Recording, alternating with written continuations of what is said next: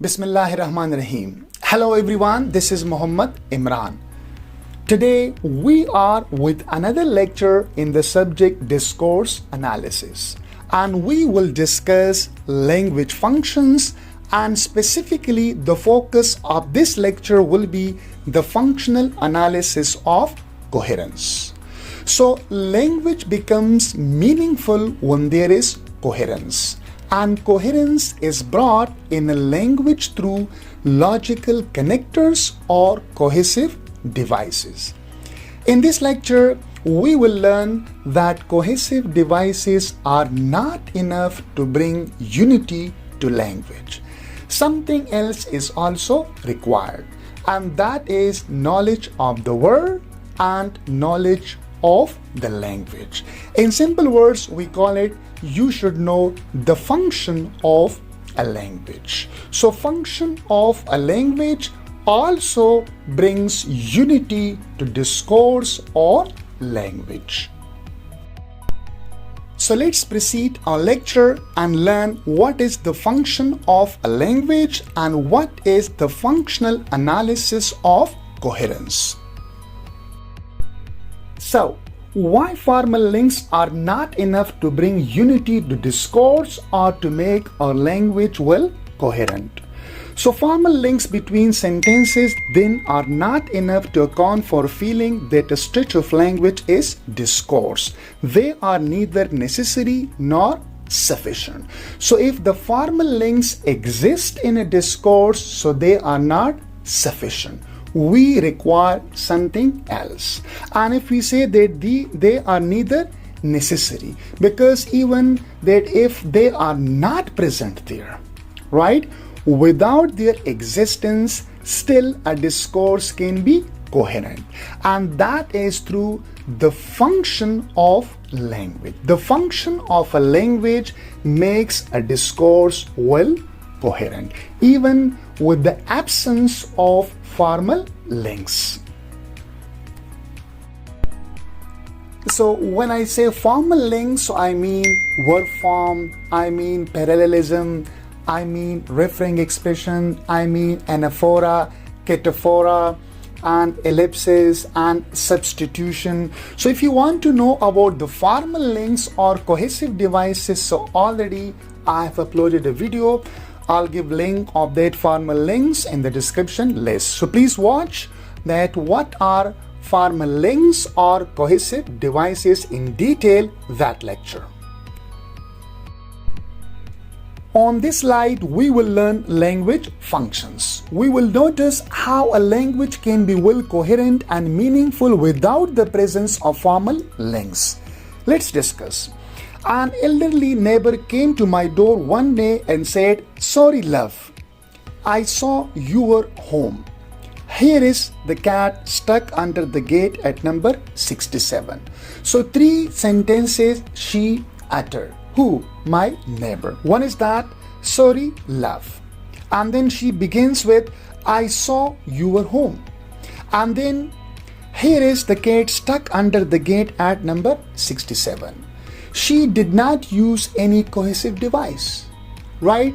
There is no formal link, right? So I told you that what are formal links. For example, we are using conjunction, we are using substitutions, we are using referring expressions, we are using verb form, we are using parallelism, and we are using like omission sometime. So these are formal links. No formal links are used here to connect one sentence with another, but still this discourse and this language was comprehensible for me. I got it, what she meant, right? So no trouble to interpret. I had no trouble to interpret the language she used, right? Or the discourse structure she used, right? I interpreted accurately with complete accuracy, right? So no problem in sequence. I did not find any problem with the sequence, like the first sentence, the second sentence, the third sentence. Even you see that there is no logical connectors. One is coherence, one is cohesion. Coherence, that is something abstract. Our intuitions tell us whether the sentences are logically connected or not. And one is cohesion. We are using cohesive devices. So I did not find any problem, any trouble in the sequence of sentences. Okay, that which sentence she used first, which one she used second, and which one she used third. Right? So this is like related to the coherence. Because in coherence, we figure out that which sentence should come after the next one. So our logic tells us this is sentence first, this is sentence second, and this is sentence third. And our intuitions tell us whether the sentences are well connected or not. But here you see that even that she uses 3 sentences, and I interpreted, right? So I had no issue to interpret, right? No problem. Even no problem with the sequence she used. And the third, no over formal links, and there are no formal links. So this is the third one is something like cohesion. The second one is something that is coherence. And the first one, I just said that I found no trouble, no problem to interpret the language used by the lady. So this is okay. That the purpose of this slide is what? That we can even interpret the language without the absence of cohesive devices. No cohesive device, right? And no sequence, no like logical connectors are there. Fine. And still the sequence I got. So that's how I got. How did I get the meaning of this whole structure and discourse? That is because of the function of a language, or the knowledge of the word and the knowledge of the language I had. So on the basis of the knowledge of the word and the knowledge of the language, I interpreted, right, completely and accurately. Okay, what did she mean? So I went there and I helped her. So the purpose of telling these sentences is not just to inform me. She wanted me to do something for her, to help her, right? So I went out of my home, I went with her, and I solved the problem. So we use language, right, in order to know the function of a language. So that's why it's important to know what is the function of a language. We will interpret, we will elaborate the function of a language more on coming slides. On this slide, we have the interpretation of the previous slide. One way of doing this is to look behind the literal, formal meaning of what is said or written, right? So you have to look behind the literal meaning of words, what is said or what is written. So when you're looking behind the literal meaning of what is said or what is written, you are doing functional analysis of a language. You're looking the function of a language, right? And to consider what the sender of a message intends to achieve with it. Again, if you want to know that what is the purpose of the sender, so you're doing what? You're doing the functional analysis of a language to try to understand its function. People are interpreting other people's language and expecting other people to interpret their own in this way all the time, apparently with a surprising degree of accuracy. People interpret the language in this way. They go behind the literal meaning of words, right? And this way, and still they interpret the language of people with complete accuracy, right? So in the above example, the old woman at the door intended to establish contact. First of all, sorry love. So she's doing what? She's trying to establish contact with a person. Sorry love. And then apologize for disturbing me. And then she say when she said sorry love, that is contact. And also she's apologizing first. Sorry love. Explain why she had come to my house instead of another. And then she tells me that you're at home, and she's telling me indirectly, implicitly, why she came to my home, not someone else's home, and asked for assistance in freeing the cat. And then she's telling me indirectly they had to free the cat, right? She does not say directly, but she says indirectly. So that I correctly interpreted, this is strongly suggested by the fact that she was not surprised by my answer, right? Which was to stop what I was doing. I go out with her and sit about trying to free the cat, and then I freed the cat. So if I had simply interpreted her remarks as having the function of imparting information and replied, "Oh, how interesting, thank you for telling me," right? One is that just if I impart, or if I took it for the sake of information, what she was saying, then I would reply, "Oh, how interesting, thanks for telling me." But on this reply in this way, she would be offended, annoyed, because she was not giving me information. She wanted me to do something for her, and that was to help her.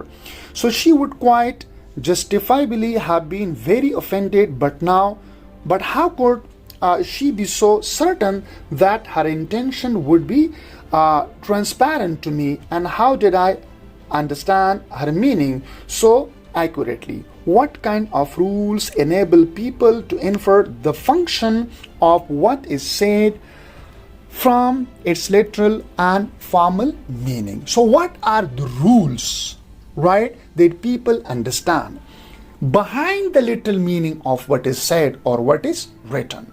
So that is actually, I told you, the function of a language. And the function of a language, that is quite different, right, from the form of a language. One is the form of language, that is what you say.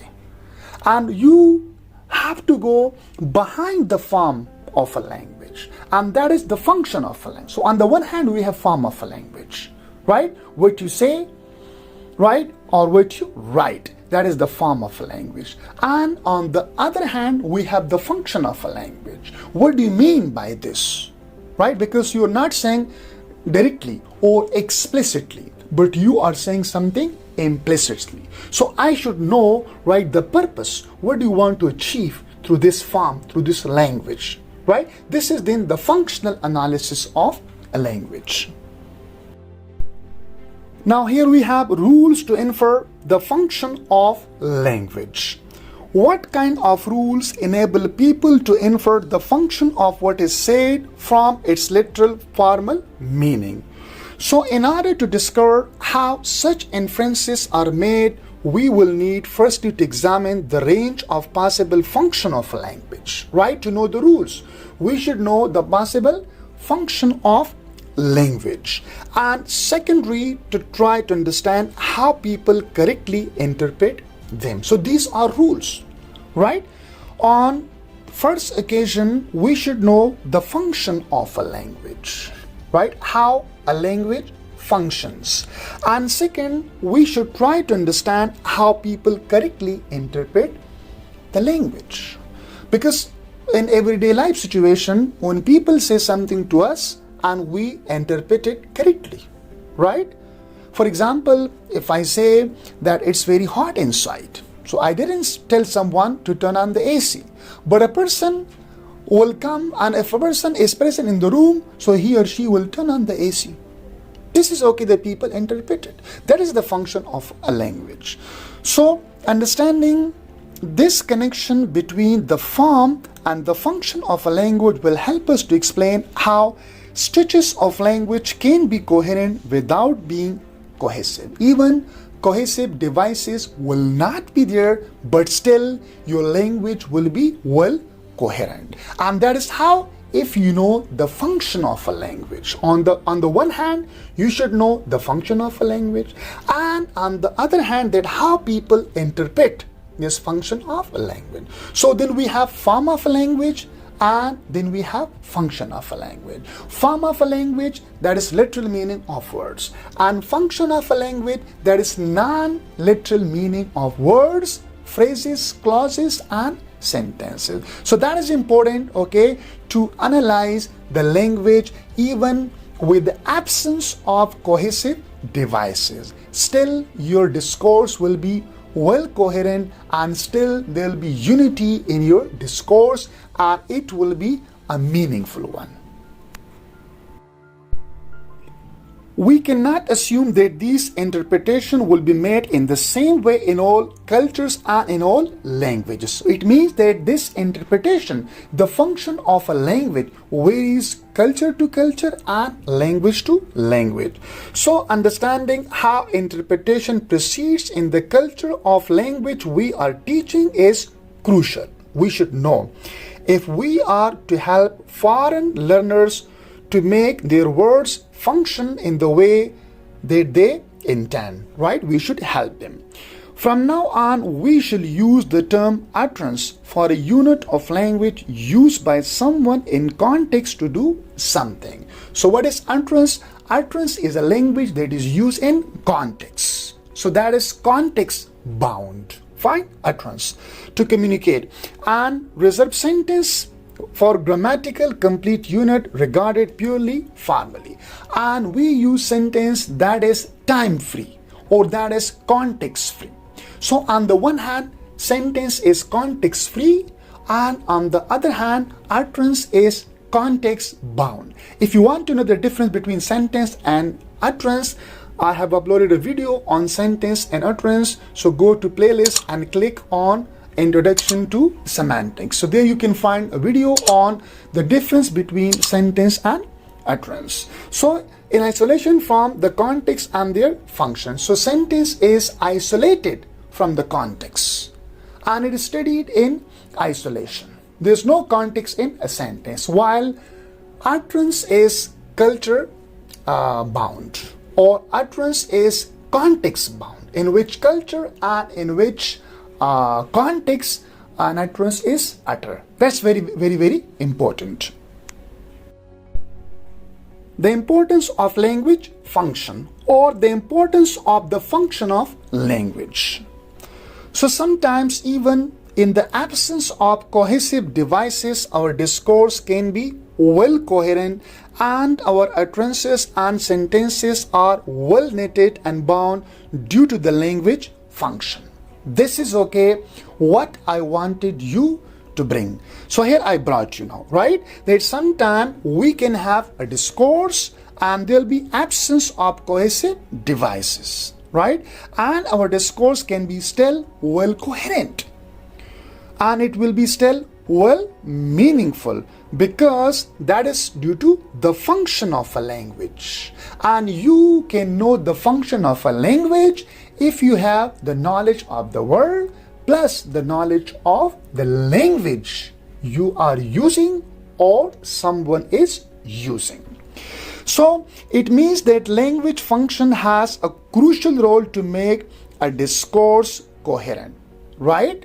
So we can't say that there's no need of cohesive devices. There is, but cohesive devices are not enough alone, right? We also need function of a language, and meaningful without the presence of formal links or cohesive devices.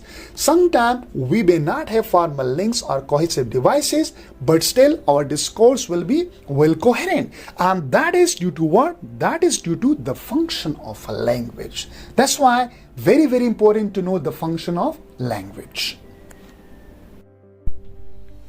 Example of different function by the same utterance. For example, the window is open. So this utterance may mean to worry, or is the sign of weariness, or it is the sign of to order someone, or it is the sign of interpretation. How? For example, that this is uttered by a wife in midnight, that the window is open. So it is a sign of weariness, because the window is open means that someone may enter the room and may harm you and me. The wife is telling husband. And if the same utterance is uttered by a teacher or a head teacher, right, that the window is open, it may mean order, that close the window. Or if the same utterance is uttered by a teacher in the classroom, right, that the window is open, so it may be an order to close the window, right? Or if the window is open, it is uttered in a court, right, as an evidence, right? Then when somebody was murdered, right, so that time the window is open. The window is open. So then this window is open is a sign of interpretation that you are interpreting, right? That the window is open. So you can see now that the window is open. If it is uttered by different people, it will have different function. Different people, sometimes maybe by a wife, sometimes maybe by a teacher or by a father, or sometimes maybe by a judge or a lawyer. So in different circumstances, in different situations, the same utterance may have different function without having a cohesive device, right? So this is actually the function of a language, that one utterance can have several and different unity or different functions. Now on this slide we will discuss sentence and different things to do.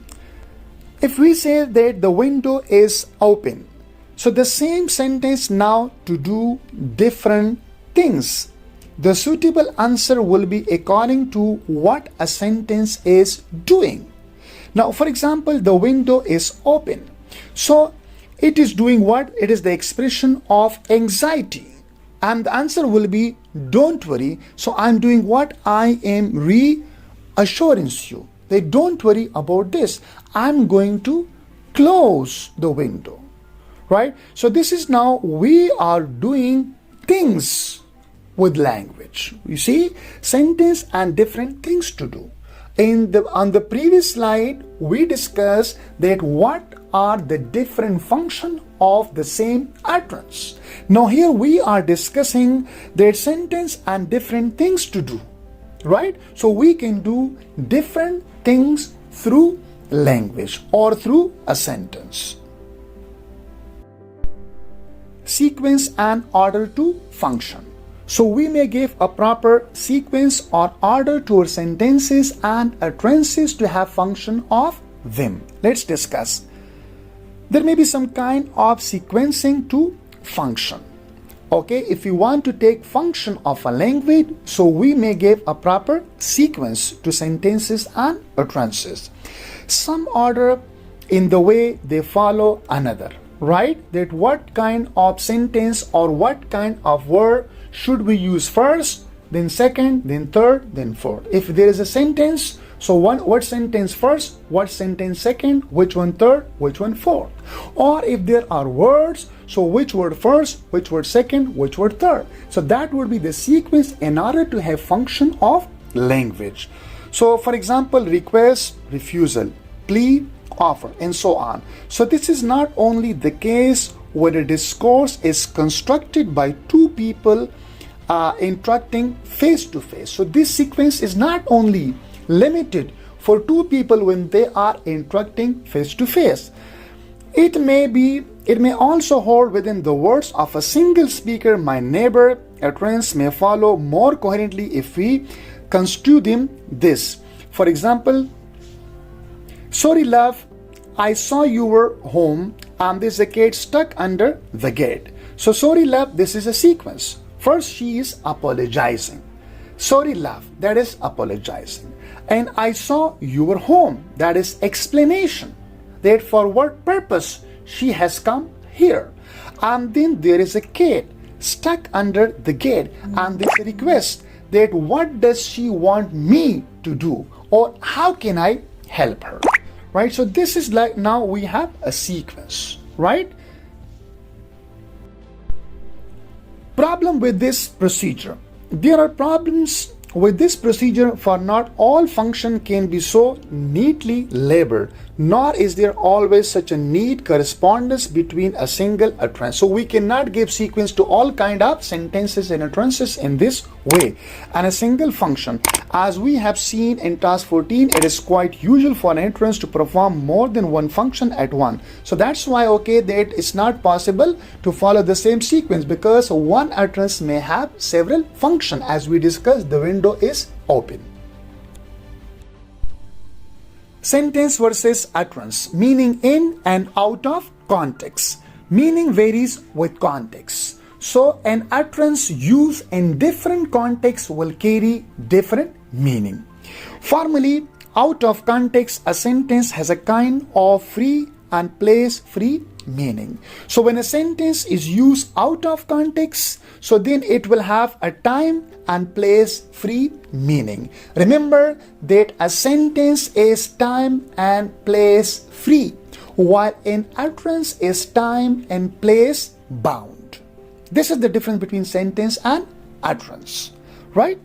So use as an utterance in context, it may have different meaning. As I told you here, that when an utterance is used in different contexts, it will carry different meaning, which although they are connected to this context-free sentence, meaning may be extremely varied.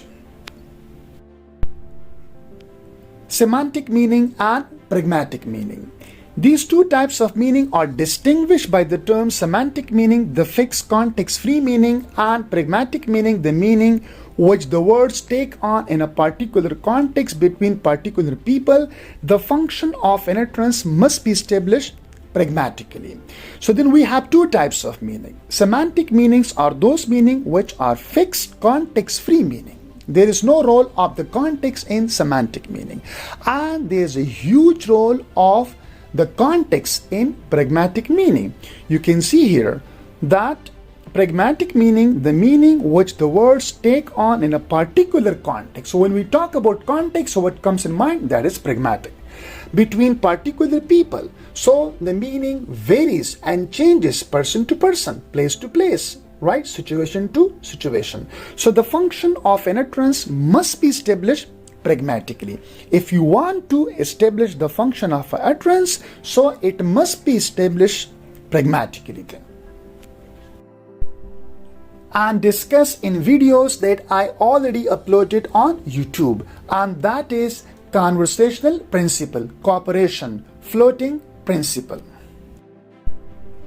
And discuss in my videos that I already uploaded on YouTube, and that is conversational principle, cooperation, and floating cooperative principle, and speech act theory, and speech act theory and coherence. So please go to the playlist and click on discourse analysis. I'll give the links of this video in description list. Thank you so much. Please, I need your feedback and suggestion to improve the channel further. Thank you so much.